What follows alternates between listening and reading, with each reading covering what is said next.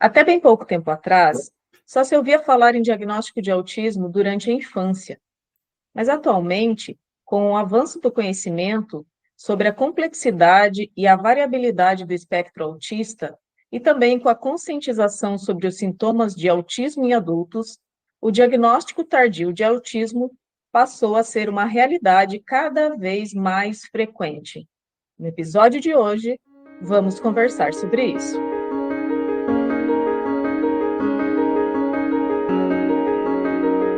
Norteando, um podcast sobre a vida adulta autista. Bom dia, boa tarde, boa noite para todo mundo que está nos assistindo. Eu sou o Miguel. E eu sou a Cássia.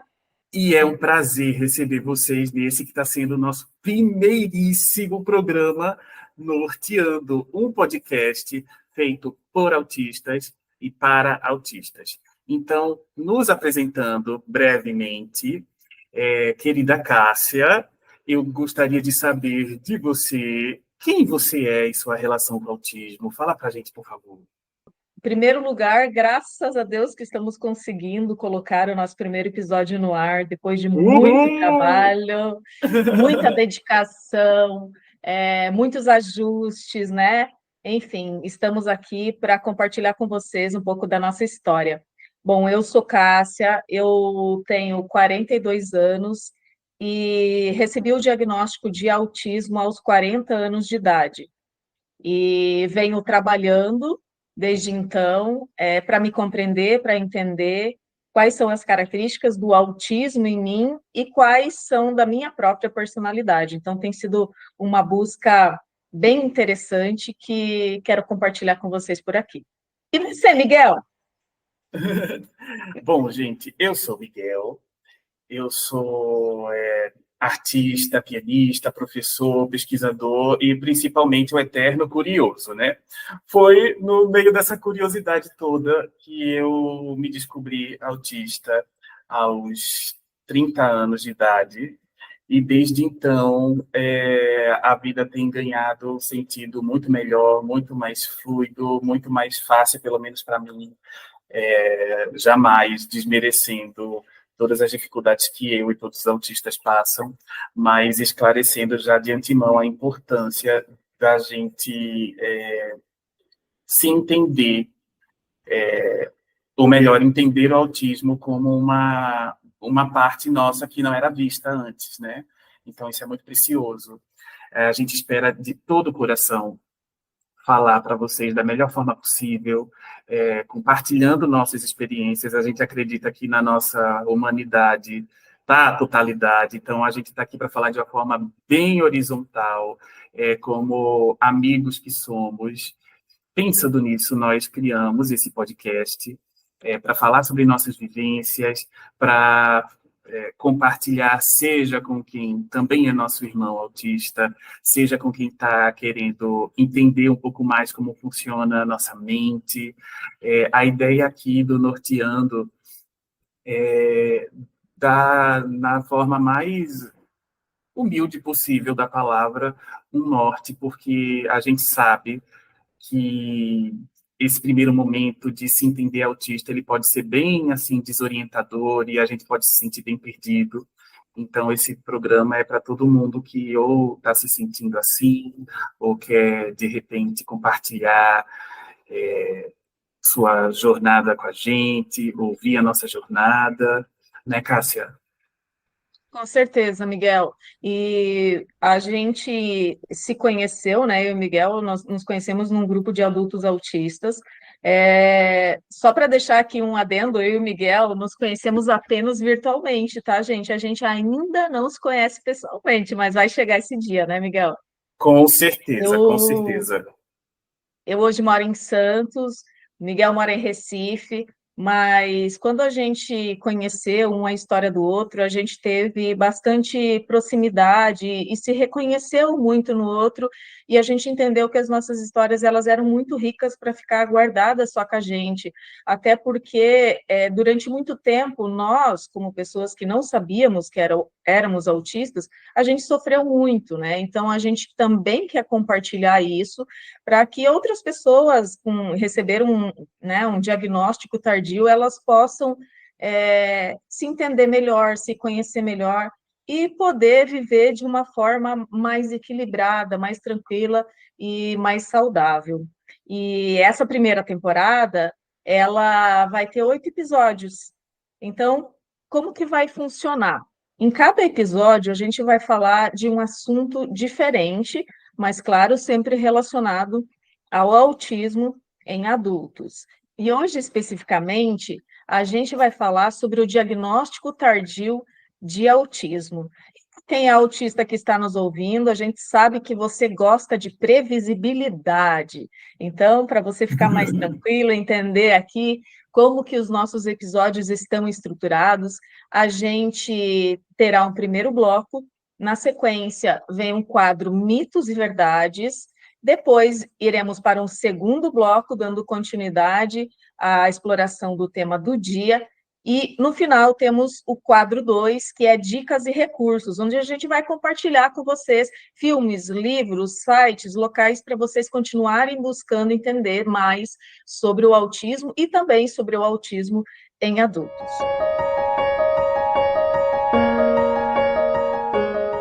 O primeiro ponto que eu trouxe para o nosso debate hoje, falando de diagnóstico tardio em autismo, é o impacto emocional de tudo isso, né, que acontece na nossa vida quando a gente descobre conscientemente que é autista. Então, a gente experimenta um combo de sensações, não necessariamente nessa ordem que eu vou falar, algumas pessoas passam por várias, algumas pessoas se concentram em umas, mas aí a gente tem a sensação de alívio e validade, de confusão e questionamento, de sentimento de perda, de isolamento e solidão, tantas outras coisas. Cássia, como é que foi para ti o momento da descoberta? Conta para a gente. Bom, eu passei pela avaliação, né, neuropsicológica, que foram 8 semanas de testes, e antes de ir para a avaliação neuropsicológica, eu já estava estudando bastante sobre o que era o autismo, porque era algo bem novo para mim, e eu fui me reconhecendo em muitas das características. Então, quando a neuropsicóloga foi me dar o diagnóstico, eu já tinha certeza, né, eu já sabia. E aí, quando ela me deu realmente que eu estava com o papel em mãos, foi um grande alívio, assim, sabe? Porque é como se eu tivesse recebido uma nova certidão de nascimento. Tanto que eu tenho o dia 12 de setembro, né, de 2022 como uma nova data de nascimento, que foi quando eu recebi o resultado da neuropsicóloga. E aí depois eu fui efetivamente consultar com um psiquiatra e 2 psiquiatras invalidaram o meu diagnóstico, no sentido de dizer assim, não, você não pode ser autista porque você olha nos olhos, você não pode ser autista porque você é uma pessoa que fez faculdade, você é uma pessoa casada, você é uma pessoa que trabalha. Então, eu passei, sim, por uns momentos desafiadores, porque você pensa que você vai buscar um profissional de saúde e você imagina que você vai ser acolhido, que você vai ter o entendimento, e nem sempre é assim. Mas, graças a Deus, eu encontrei uma ótima psiquiatra, que é a minha psiquiatra hoje, doutora Dárcia, quero mandar, inclusive, um abraço para ela, porque ela, quando me conheceu, ela viu meu relatório neuropsicológico e ela me compreendeu prontamente, assim, e eu continuo acompanhamento com ela até hoje. Então, realmente foi uma sensação de alívio, uma sensação de liberdade, uma sensação de caramba, eu estou vivendo de uma forma que não era o meu natural, era uma tentativa de imitar como os neurotípicos agem. E aí a gente começa a tentar entender, né? Quem sou eu, quem é o autismo, quem é a minha personalidade. E é uma jornada muito bonita. Não tem só cores, né? Tem sofrimento, tem dificuldade, tem dúvida, tem tudo isso. Mas eu acho que quando a gente descobre quem a gente é em essência e quais são as nossas verdadeiras características, é que a gente consegue realmente brilhar para o mundo, né? É como quando a gente consegue realmente não ter que representar, não ter que copiar, é a gente ser autêntico, e isso é uma coisa que não tem preço, né, Miguel? Eu não sei para você como foi, mas a sensação que eu tive foi como se eu estivesse nascendo de novo. Nossa, Cássia, engraçado, a gente conversa tanto sobre isso, mas eu nunca havia, pelo menos, atinado, ou se a gente já conversou, de verdade eu não lembro, mas você passou por essa experiência, né, de ter sido, infelizmente, posta em dúvida, né, sobre o teu diagnóstico com profissionais antes. Eu sinto muito por tudo isso. É uma situação tão desagradável, né? Que pena.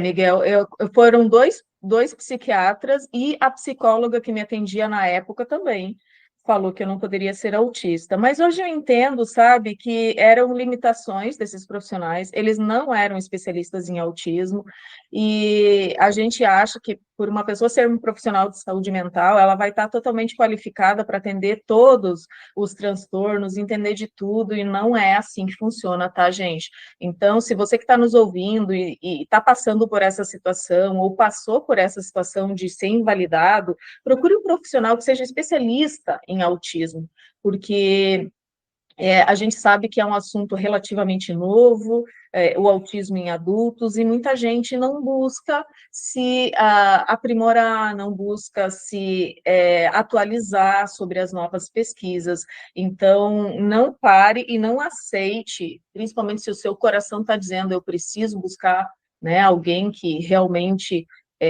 entenda. Eu tinha certeza, então eu continuei buscando, sabe? E fez muita diferença para mim. Realmente encontrei profissionais que hoje me amparam e me acolhem e me atendem e me dão suporte, e isso é uma diferença muito grande na vida da pessoa autista. Sim, enorme, enorme, enorme, enorme. É muito, infelizmente, violento, né? É o que acontece com alguns profissionais nesse sentido. Enfim,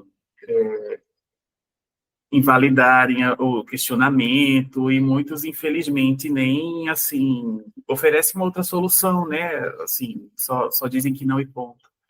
Eu lamento muito. No meu específico caso, eu tive um pouquinho mais de sorte do que você e tantas outras pessoas, né? Que eu sei que, infelizmente, há relatos muito piores do que esse de Cássia, mas eu comecei investigando dislexia, porque eu tinha muita dificuldade com localização, e eu fui pesquisando e descobri que dislexia tinha a ver com isso. Trouxe para minha psicóloga, ela prontamente acolheu essa demanda e conseguiu uma pessoa, uma neuropsicóloga fascinante.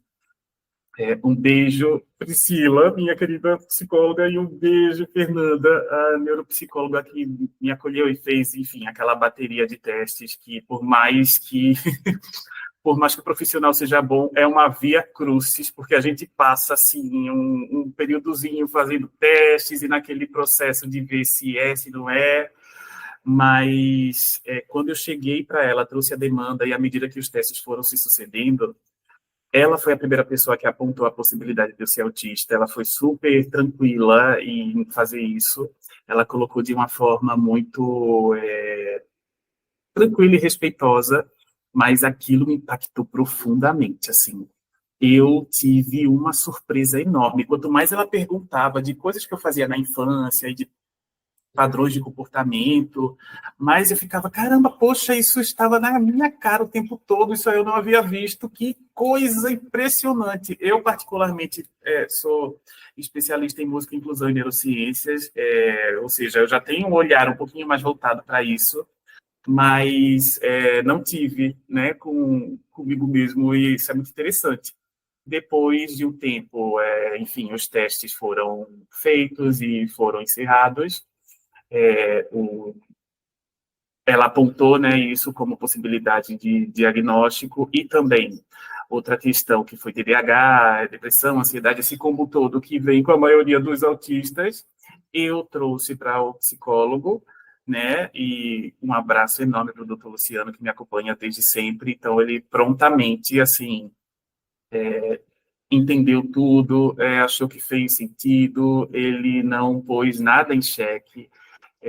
E hoje eu vejo o quanto esse tempo foi precioso, sabe?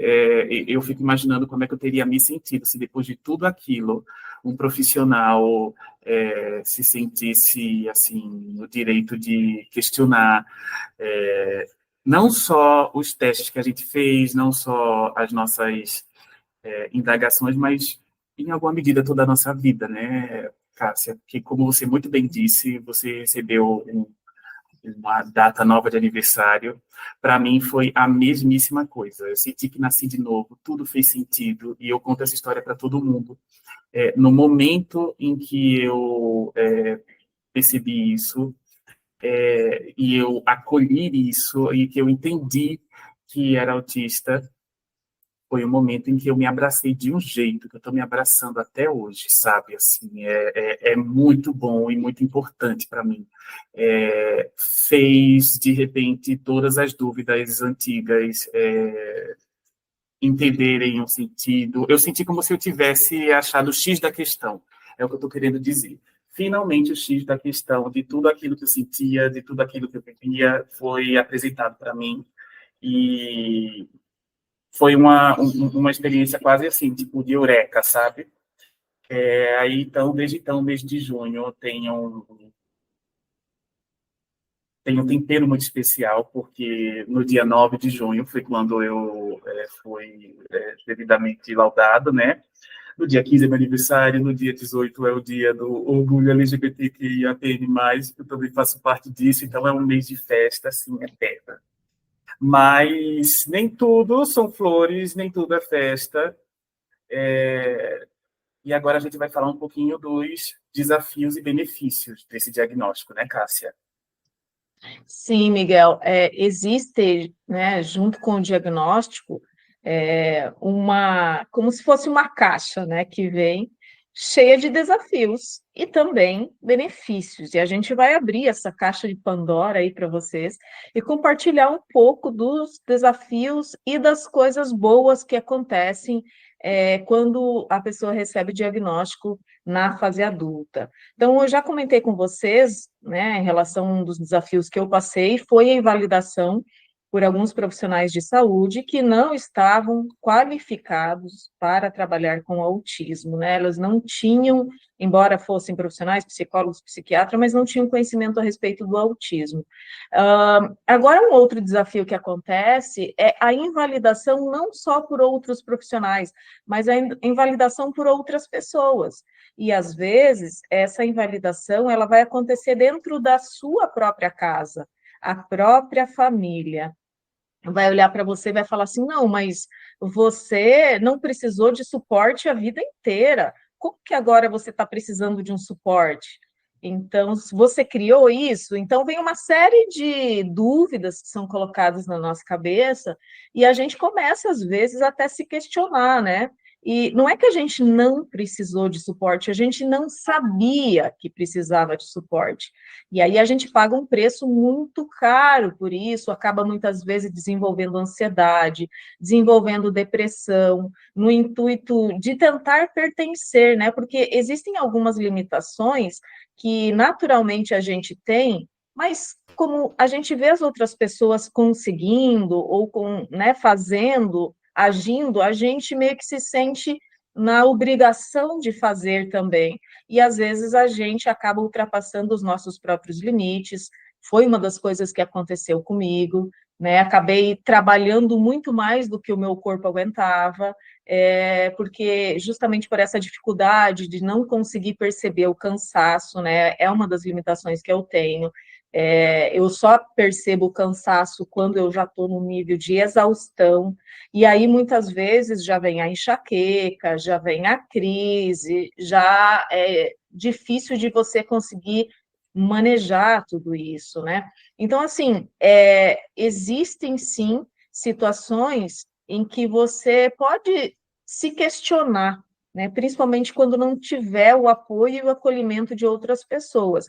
Mas uma das coisas que eu acho que mais foi importante, assim, para mim, Cássia, né, como pessoa mesmo, a ajudar a me entender, ajudar a superar esses desafios, foi ter conhecido outros autistas adultos. É Isso como é se fosse assim, fundamental. né? Como se eu fosse reconhecer a minha tribo. Opa, existem pessoas que sentem como eu, existem pessoas que pensam como eu e que passam por situações desafiadoras num nível muito próximo do que eu passo, né? A gente sabe que cada autista é diferente, o autismo é um espectro, e algumas pessoas têm mais sensibilidade, outras menos, mas a gente acaba se reconhecendo e não se sentindo um extraterrestre. Eu acho que é assim, não se sentindo estranho no ninho, né, Miguel? É um ponto que você trouxe que eu queria muito voltar, essa questão da gente ouvir quase que todo dia, né, quando a gente resolve abrir o nosso diagnóstico. Inclusive, até um ponto bom colocar, né? Às vezes as pessoas podem se sentir obrigadas até a sair já abrindo o diagnóstico, se sentir impelidas, é quase como sair do armário. É importante colocar que cada um tem seu tempo, ter o direito também saber quantas pessoas importantes a você devem saber disso. É importante colocar que quanto mais pessoas escolherem sair, né, desse armário neurotípico, mais isso fortalece, né, enfim, a comunidade, mais isso fortalece a gente mesmo e tal.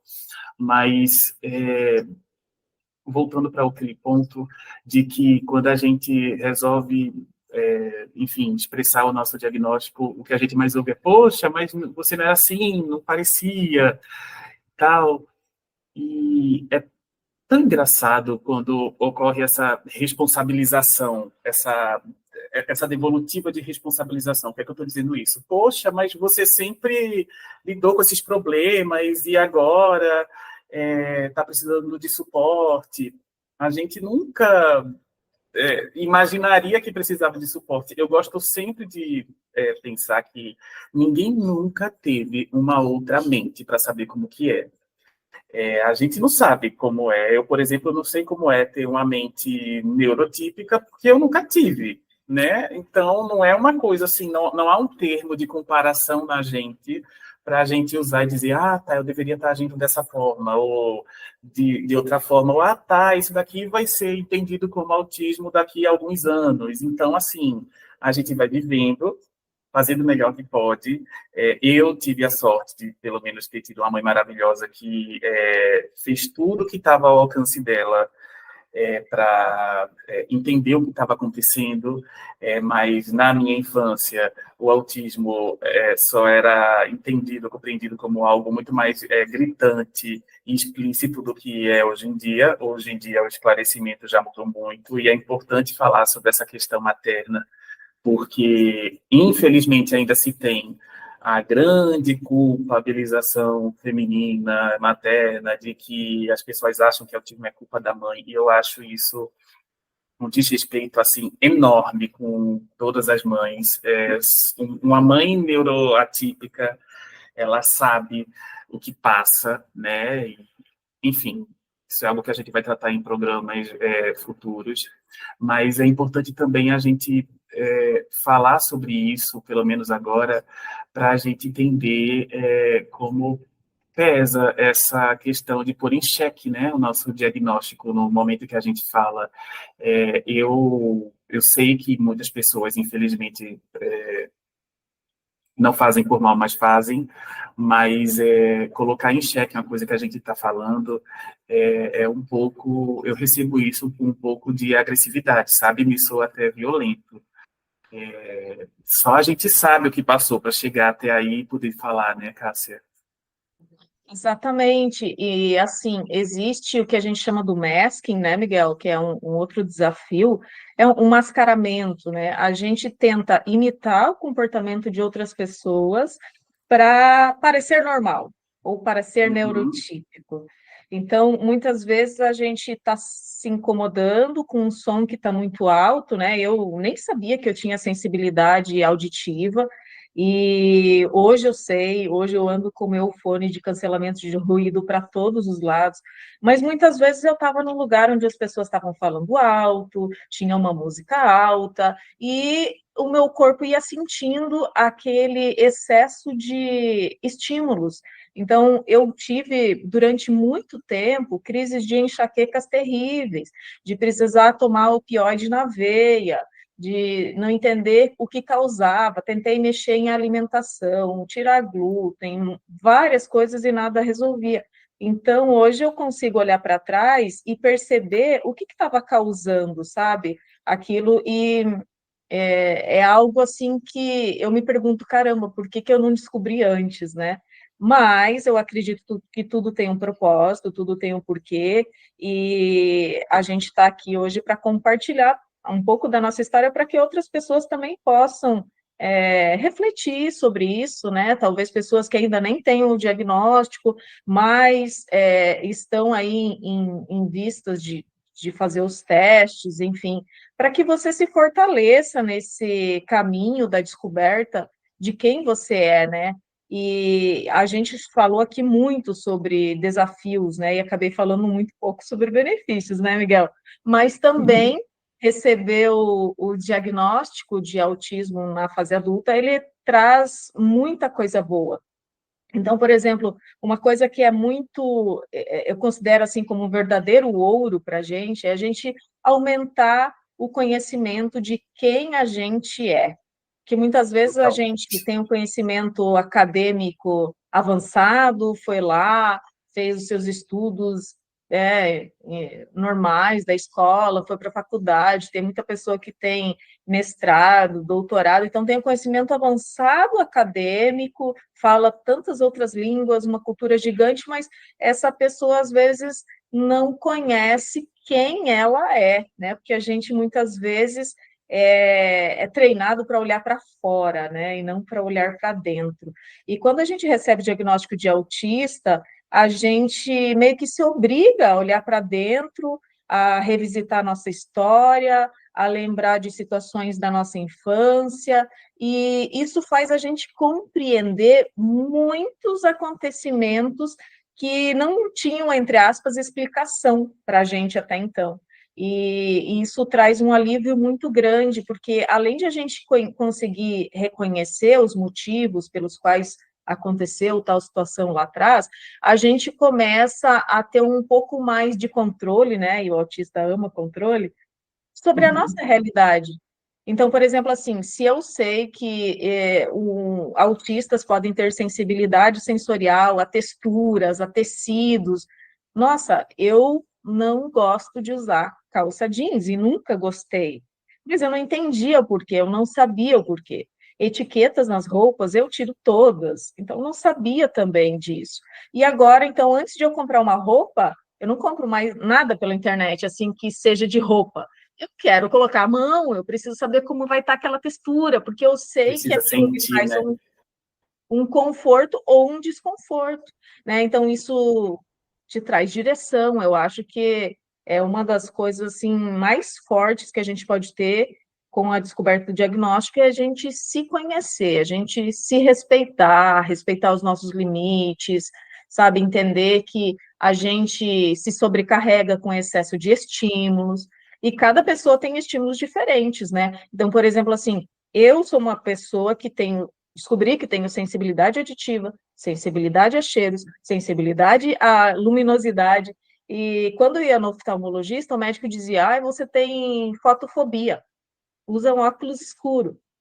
Então, já sabia que tinha, mas olhando de forma isolada, é uma característica que não te diz muita coisa. Agora, quando você recebe a certidão de nascimento, né? Ah, eu sou autista, você consegue entender que você tem várias características suas que você já sabia que tinha, mas não entendiam que era do autismo, né? Então, tem muitas coisas boas que vêm e que ajuda você, inclusive, a aprender a evitar, aprender a minimizar as crises, a melhorar a sua qualidade de vida e dá um alívio muito grande de você poder ser quem você é. Eu acho que a coisa mais preciosa, Cássia, é essa, a gente poder ser quem a gente é.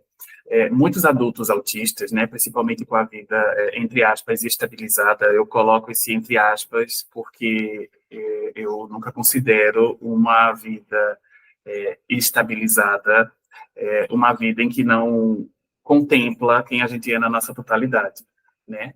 Então, muita gente fala, poxa, por que que eu vou correr atrás disso? É algo super chato, é algo lento, demorado, agora eu não preciso mais, sei lá, para conseguir emprego, porque eu já tenho emprego, para conseguir determinadas questões. E eu sempre digo a mesma coisa, veja, eu não sei te dizer quanto vale ser você mesmo para você, né? Para mim vale muito, para mim valeu muito, e é algo que, assim, depois de uma jornada de autodescoberta, com tantos conflitos, com tantas questões, com tantas dificuldades, né? Assim, com tanta incoerência na forma de ver o mundo, descobri que o que a gente não é algo errado, não é algo incoerente, é algo completamente válido. Nossa, é muito valioso. Então, se você está sentindo essa necessidade de entender um pouco mais isso, apesar da sua vida, né? A gente está aqui falando com um público predominantemente de adultos, em que normalmente já se espera que estejam, entre aspas, estabilizados, né, usando as mesmas aspas que eu usei, não, por favor, não anestesie essa sua vontade, sabe, de se entender. A sua vida vai ficar muito mais rica, os seus limites vão ser muito mais respeitados, porque você vai estar respeitando, você vai poder reivindicar direitos e tantas outras coisas, né? Mitos e verdades.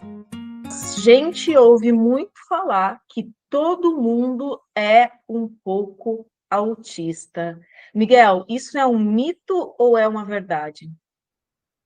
Mito, mito, mitaço. O primeiro ponto para a gente trazer para esse debate é que o autismo ele é uma condição de fábrica. A gente nasce assim. Ou você ou você não é autista, né? Não se tem uma questão assim, um entre meio aí, não é um pouco, mais ou menos. Quanto a essa questão do mais ou menos, é importante a gente considerar também o seguinte, né? De acordo com o DSM, o que caracteriza qualquer condição ou transtorno é predominantemente uma coisinha chamada intensidade com que aquilo acontece e frequência com que aquilo acontece. E mais ainda, o nível de controle que a gente tem sobre essas questões.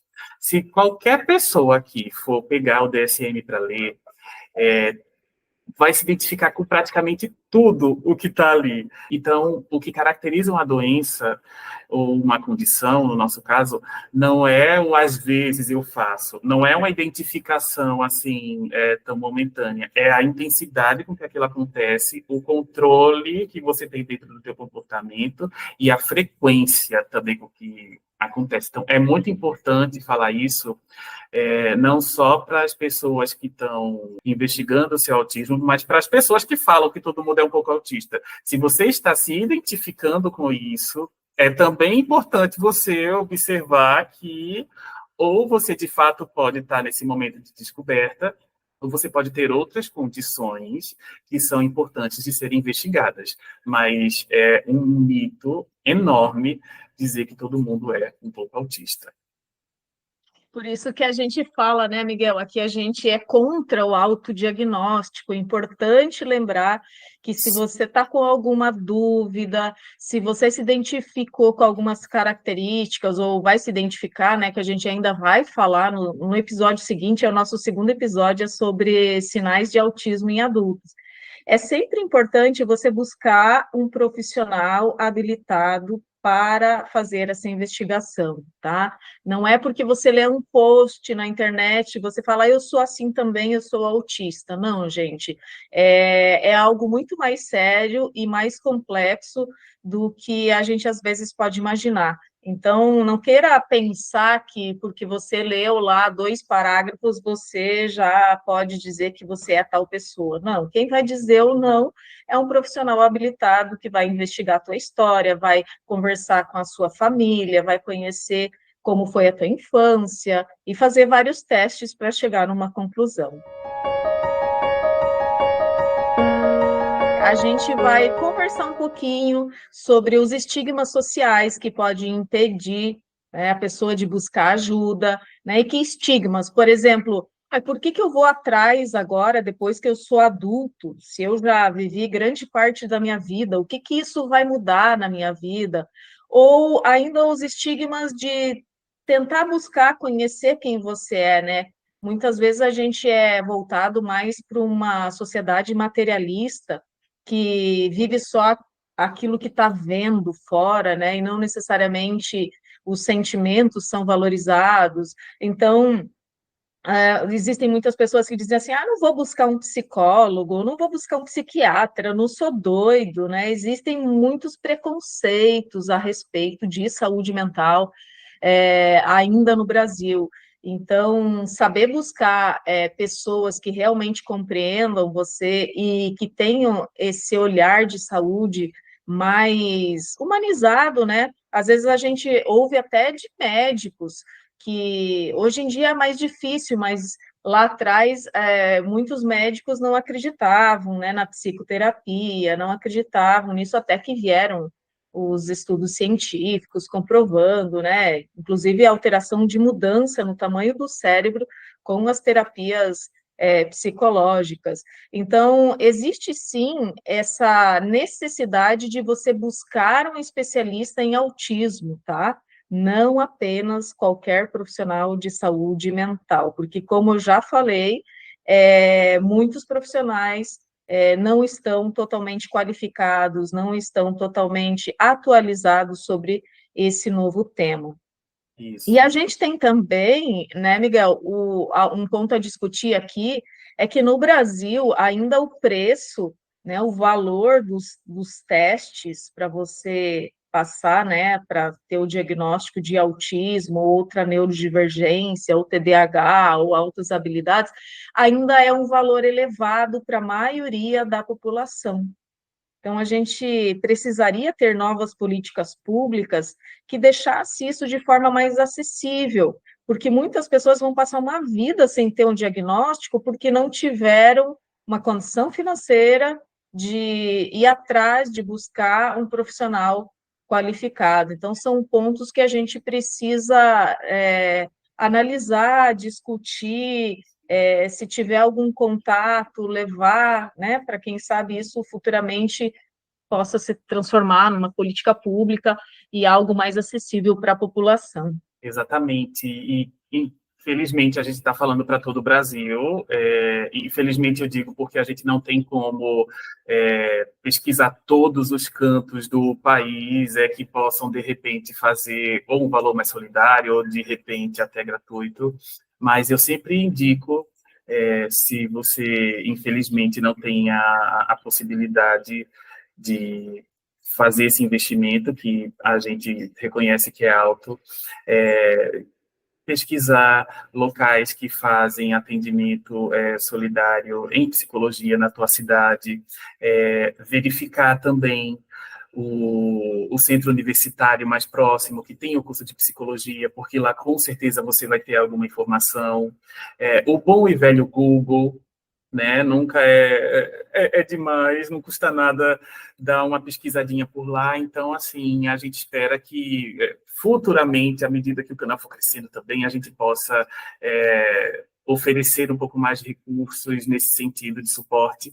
Mas, de antemão, já fica essa questão da gente pesquisar nesses pontos, sabe? Conhecer um psicólogo, pergunta para ele, todo psicólogo sabe de alguém que, se não fizer, conhece alguém que sabe. Essa informação ainda está muito dentro da bolha dos profissionais, mas pesquisando direitinho, dá para conseguir, sim, algum tipo de informação aí na tua cidade, tá?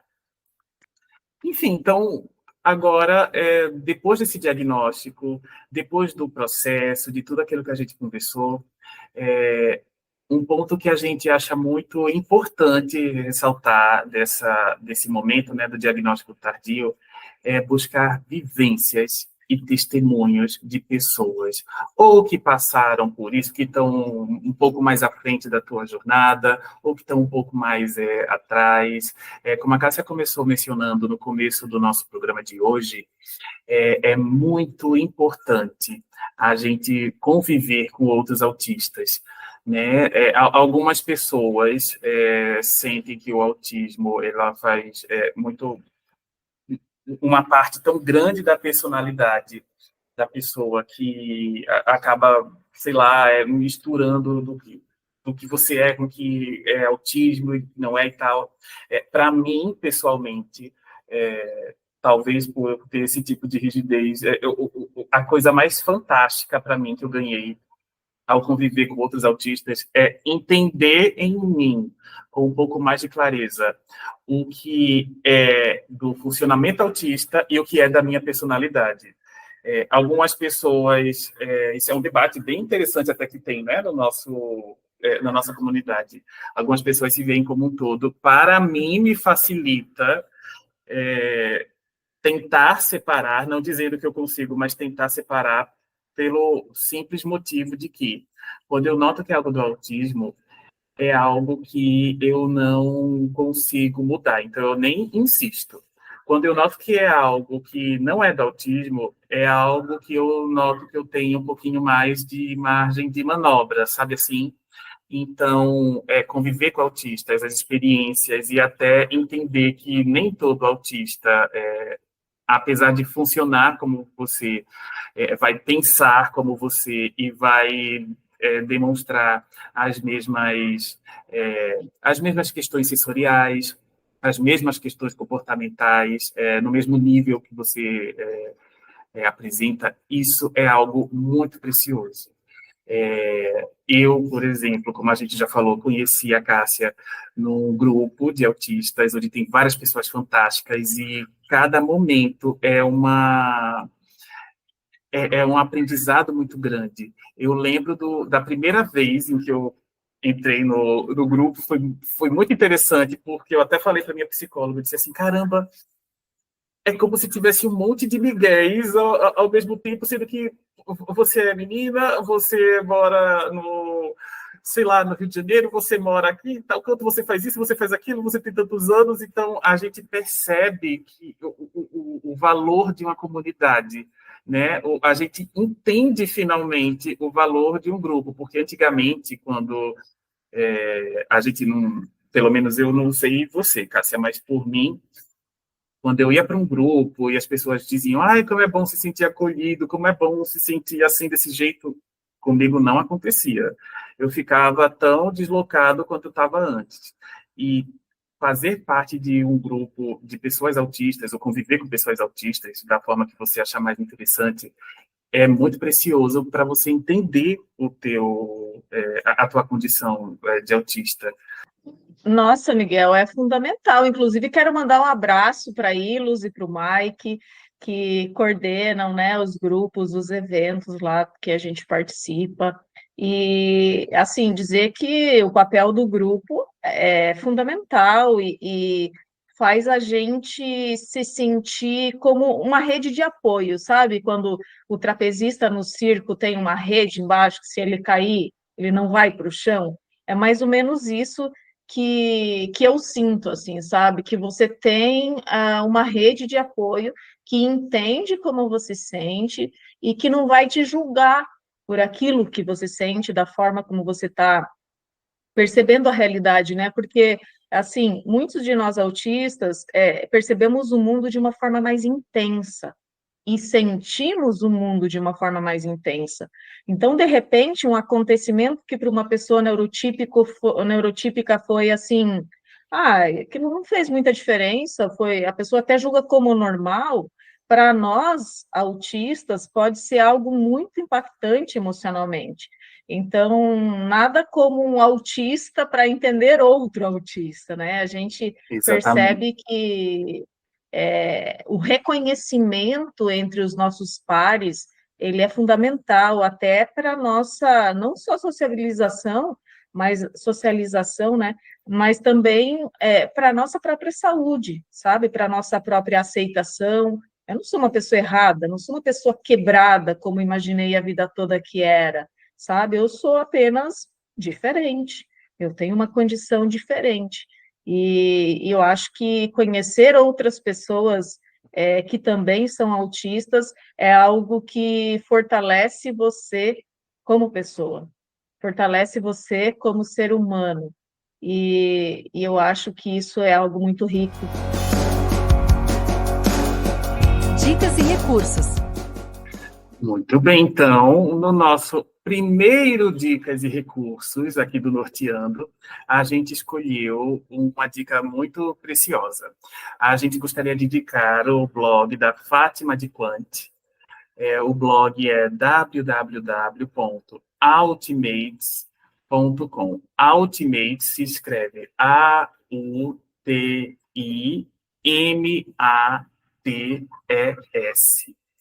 www.ultimates.com. Então, Cássia, fala um pouquinho para a gente quem é a Fátima de Quant, essa querida. A Fátima de Quant hoje é a pessoa que está coordenando, né, a comunidade Pro Autismo, que é o Instagram do Marcos Mion. Então, ela que coordena. Ela é mãe de um adulto autista hoje, né, o Edinho, que tem 27 anos, e ela, há muitos anos, pelo que eu conheço, assim, do que eu li, né, sobre ela, vem estudando muito profundamente para entender melhor o filho, terapias e livros e coisas, quando a gente nem sabia exatamente o que era o autismo, não se tinha redes sociais. Então, ela acabou se tornando uma grande ativista e é uma especialista em autismo, né? Então, é algo que a gente quer compartilhar com vocês, porque não é uma pessoa que lê um parágrafo lá e diz que é especialista em autismo, não. Além de estudar, ela viveu muito na prática, como mãe de um menino autista, que era nível 3 de suporte, e que hoje, aos 27 anos, é nível 1 de suporte, tá? Isso é algo que a gente vai explorar nos próximos episódios também, mas é já para você ter em mente que sim, pode haver variação dos níveis de suporte conforme as terapias, o avanço da vida e as situações que a pessoa vai vivenciando. Então, é algo que a gente quer indicar muito para vocês, o blog da Fátima de Quant. Estamos partindo agora para o nosso encerramento. Então, no episódio de hoje, do Norteando, a gente discutiu o impacto emocional que um diagnóstico tardio de autismo pode ter em adultos. Exploramos os desafios e benefícios que vêm com reconhecimento na adultez. É isso aí. E no fim de cada episódio, a gente sempre traz uma reflexão, um pensamento, algo que a gente acha rico e interessante e adoraria compartilhar para deixar sempre um ponto assim, né, para a gente sair elaborando. E a de hoje, que a gente escolheu, é da própria Fátima de Quant. Ela diz o seguinte: autismo diagnosticado na vida adulta não é moda. A moda é a perda do medo de se esconder atrás de uma normalidade que não existe.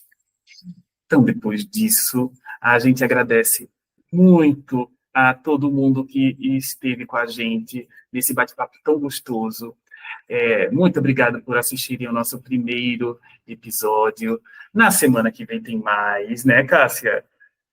Com certeza, Miguel. E eu também quero deixar aqui um agradecimento, que a gente acabou não falando, mas a gente sabe o quanto eles são importantes para nós, né? A gente agradeceu a Ilus e o Mike, mas não agradeceu os nossos colegas do grupo que tanto apoio nos deram, que nos incentivaram para que a gente realmente colocasse esse podcast no ar, que, Sim. sabe, nos deram um apoio, e isso é tão importante para nós. Então, a gente não vai citar nomes aqui, mas a gente quer agradecer a todos os nossos colegas do grupo de apoio, que ajudaram com que a gente tornasse isso uma realidade. Então, agora, o nosso primeiro episódio do podcast está no ar, foi ao ar, e isso é uma vitória de vocês também.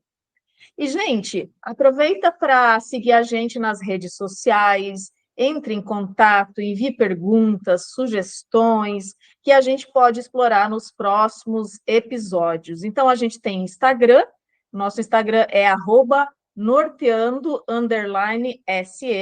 No YouTube também você nos encontra como norteando_se e no TikTok também. Então, as nossas redes sociais, elas são todas iguais justamente para facilitar.